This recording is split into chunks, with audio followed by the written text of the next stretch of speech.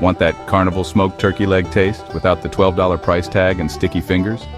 Grab some turkey legs, slather on olive oil, then hit them with your favorite dry rub. Oh yeah, we're going full flavor. Throw them on your pellet grill at 275 degrees, smoke them for 2 to 3 hours, and spritz with apple juice for that juicy finish. The skin's got crunch, the smoke, perfect. And that meat, it's fall off the bone magic, baby. Skip the carnival, fire up the flavor. Full recipe at bbqdryrubs.com. Be awesome, grill happy.